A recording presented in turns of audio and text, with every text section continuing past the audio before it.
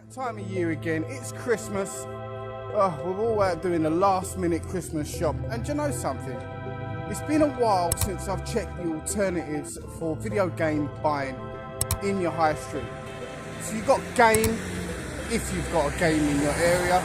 Most people have got Sports Direct with a small section, like I have. And then you've got Smyths.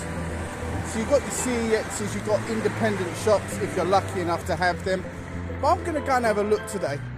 I'm going to check out the current status of my local game and also Smyths toys to see what they're offering to the physical media buying gamer in 2024, just as we approach 2025.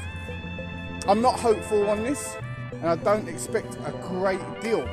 In all honesty, the last time I went into Smyths, their physical stock had deteriorated and they seem to be going very heavily into the code in the box and digital downloads and tokens and that sort of thing. It seems to be their business model going forward. Has that changed since I last went in there? Let's go and have a look. Alright, so let's go and check out Smyths toys first and foremost. Now, I'm really liking these Donkey Kong models. I think they'll look great in any games room. However, I'm not too sure about this Nintendo related stuff here. The Mushroom looks depressed and Kirby looks like some sort of adult toy that just doesn't want to exist. Not suitable for children. I think someone needs to fix that display ASAP.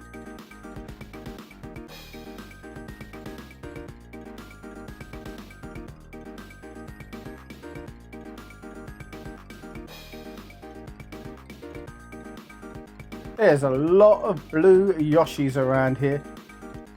You got plenty of Roblox type toys as well. Here you can see like the Rainbow Friends sort of thing. I've seen this occasionally when my kids are playing it. But this is open to all sorts of interpretation. I'll leave that up to you. Fortnite. My boy wants to get into this. At $49.99, you can stick with a base game. Now, still to this day, the Five Nights at Freddy's franchise, it continues to churn out figure after toy after plushie. It's going strong. Whenever I go into Smyths, I always have a look at this sort of stuff. I'm not massively into Five Nights at Freddy's. I've played it a couple of times. It's quite fun. But whenever I go out, there's always new merchandise, no matter what. So it must be selling.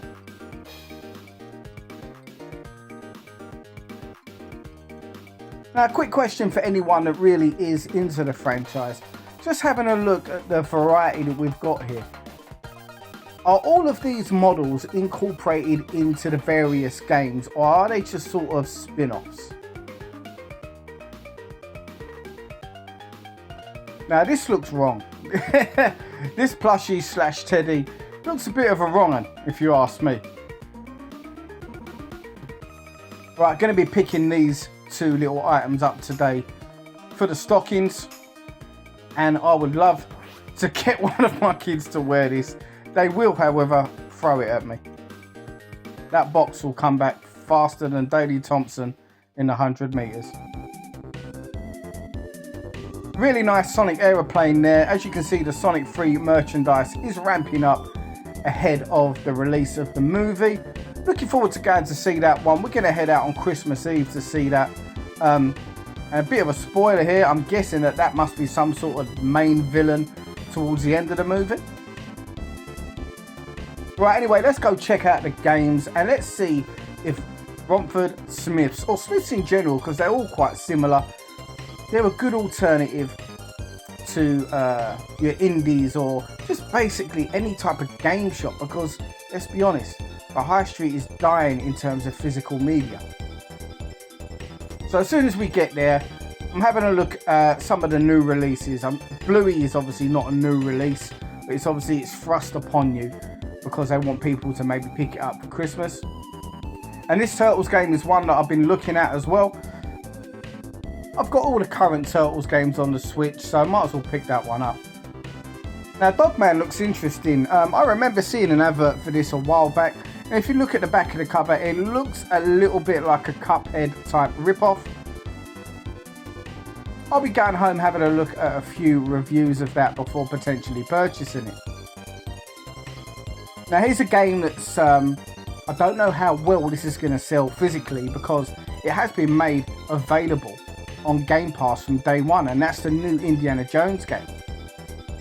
You've got Wukong now got a physical release as well, and if you like your rugby games and you've got a bit of money left after Christmas, this one might be for you. Now, I know a few people that like their display stands for PlayStations and Xbox, and the PlayStation 5 one's pretty nice. Now, one thing that Smyths do that's probably quite tactical, but probably a smart move, is as you enter the shop or into the gaming area, they thrust upon you the big AAA titles, especially at this time of year. But they're really competitive with their prices, especially with the new Sonic and Shadow game, $27.99 across all systems, cheaper on the PlayStation 4 at $25.99. I haven't seen it that cheap anywhere else. Oh my god, Minecraft physically exists on the PS5. Once my kids know about this, that's another copy of Minecraft I'm gonna have to buy. I'm gonna try and hide that from them for as long as possible. Mario Party completely sold out. And then we've got the chart area. You'll see some very popular titles in here. Now, this lonely vacant spot used to be home to a Mortal Kombat arcade machine, which over time had its joystick stolen, had its buttons stolen, and now has someone actually just stole the machine.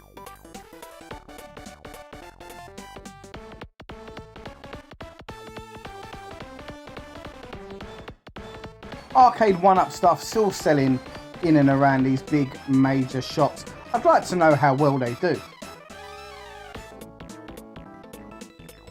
Now, this is one thing that quite annoys me with Smyths, is that they've got so much real estate, so much space, but they thrust upon you the major games and just take up so much space of it. It's quite annoying. And one thing I was quite impressed with is it looks like they've finally put the 2 for 20 digital codes, etc., in one section. But you've got to be careful. As much as they have separated it as best as they can, you'll see here as we go along, those code in a box type titles are still lurking around in amongst the physical media.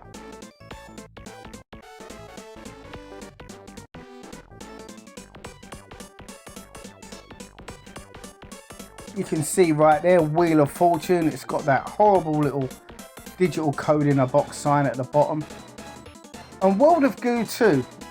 Anyone played that? Quite interested in it. Not sure if it's my kind of game, but something I wouldn't mind picking up potentially on the Switch, as I like to boost my collection.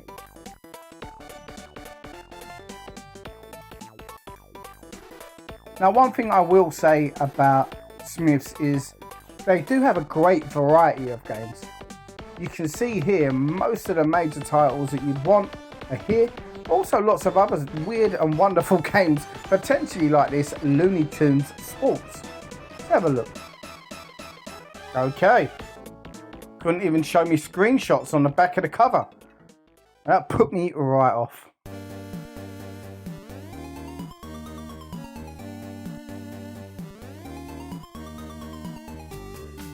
Now, if you're shopping here for your kids for Christmas, I'd say if you're going into the high street, probably the best place to go.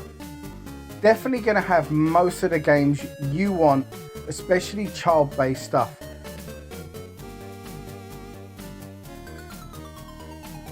We got plenty of accessories here as well. It's the same old stuff, if I'm honest with you. It doesn't really change up too much. But I do really like this anti-venom.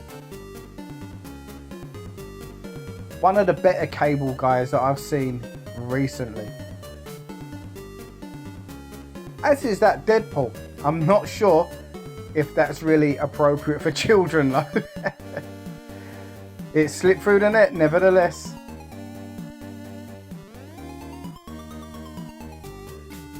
Now Quidditch here at a really good price. I know a lot of people that say good things about this game, $18.99 across the board.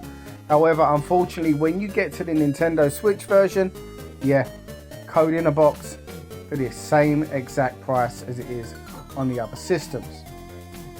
Doesn't make sense to me.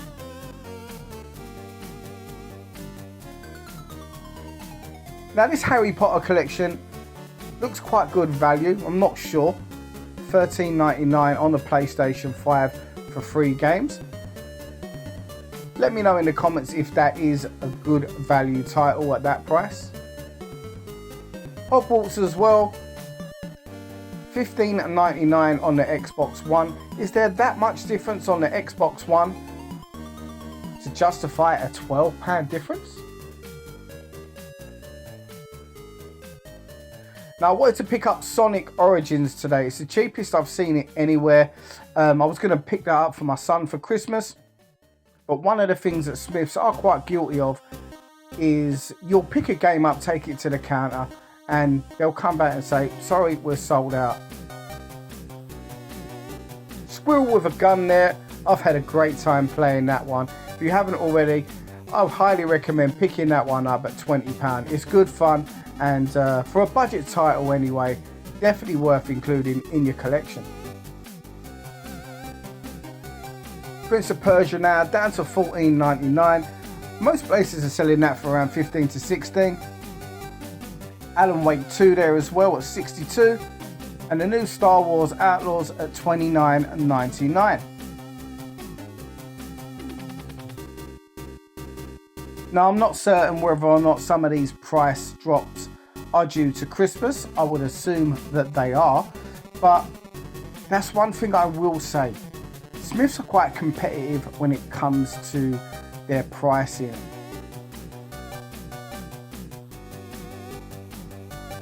There's many a cheap game that I have obtained from Smyths over the years. And my guess is it's because it hasn't sold that well in that particular shop. Some games are definitely going to sell better in a toy shop than others. And I've been able to pick up a lot of cheap games like King of Fighters in here for like £10.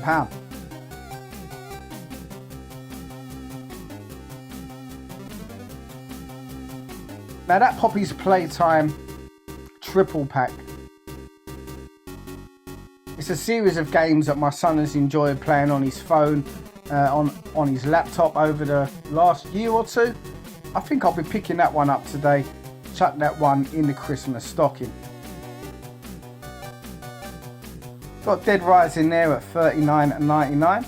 That one can be found quite significantly cheaper online. Now music like this in game, no wonder I'm a bit of a bar humbug. Right, so let's head to my local game, and admittedly it is inside a Sports Direct. £189 for this Indiana Jones game, which obviously comes with some sort of season pass. Now for that money, do you actually get to go on an adventure with Harrison Ford? I'd expect so.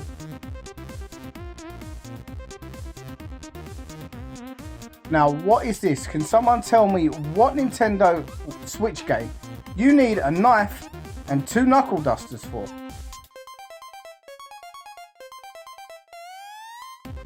Not that I'm going to buy it or anything. Now you've got to be really careful with games. They have very little segregation in certain sections as to what is a download code only and a physical game. So you've got to really be on the ball with them when you're looking to pick up games. And some parents that don't really know any different, I 100% think they've been caught out. Now £60 for the Horizon Lego Adventures on the Switch. When did the Lego games, or in particular that one, become more expensive than first party title Nintendo games? It's a really nice Sonic the Hedgehog Switch case there. Ah yes, let's pre-order with game. What can go wrong? Yeah, Well, ask the people that ordered Silent Hill 2 from you.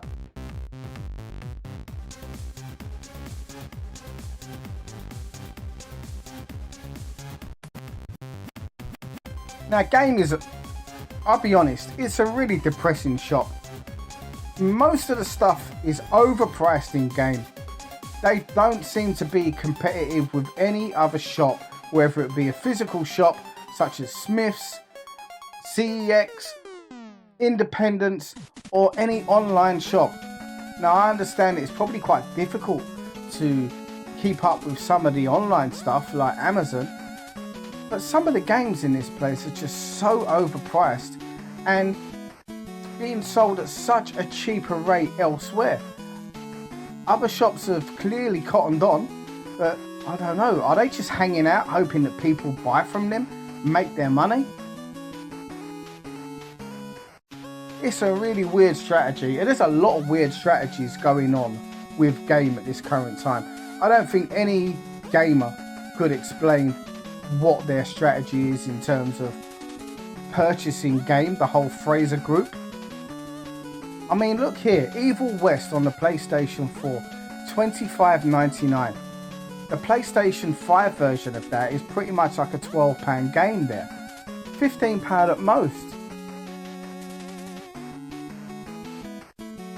Now, anyone that's looking to start their little sub-collection of Lego games with the cardboard sleeves, that's one thing I will say about game. You'll probably pick up most of them if you're looking in and around a game shop. This one was no exception. They got loads there, and they had loads as well on the Xbox elsewhere, as you'll see later.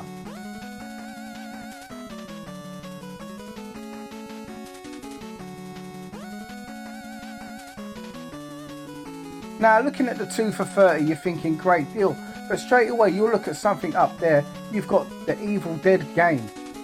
That game is like an £8 game. This one as well, it's like an £8 or £9 game where you go, and it's mostly because it's not that good a game, the AEW game, but also because it was given away free on Game Pass.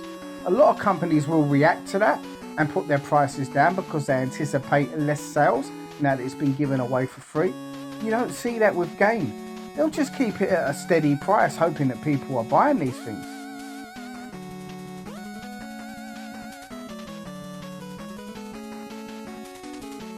Well, this one's got Sega on it, but the cardboard unfortunately was more battered than most fish you would be able to purchase on a Friday.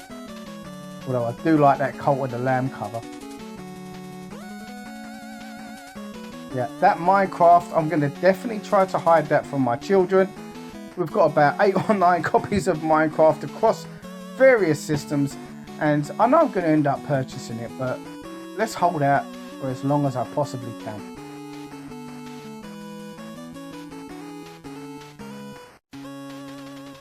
Now, Sackboy at £22.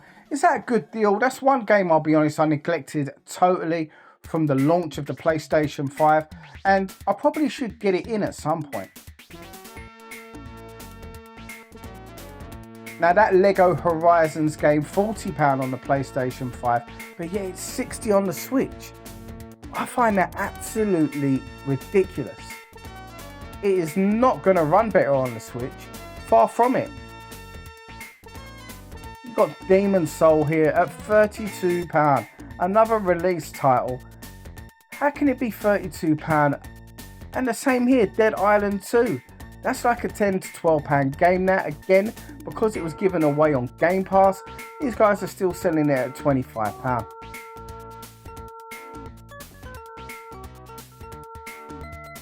Now, as I alluded to earlier, one thing that's pretty good with game is if you need an accessory, they're probably going to have it. Now, Game have always had a history of third-party accessories, and although it's not quite as good as it used to be, there's still plenty of stuff to choose from.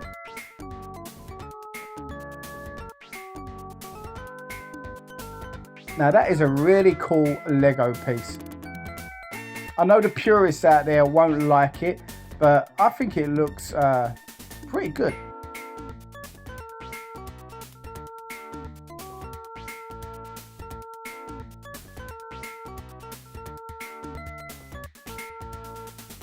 Now I do like this Turtles Perspex lamp as well. I think that would look quite good, but $25.99. No, I don't think I'll be picking that one up. I would like to place it somewhere at home.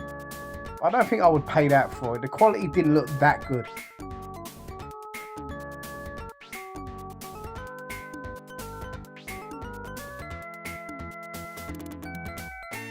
Now, can someone tell me why this Gladiate wired controller is $44.99?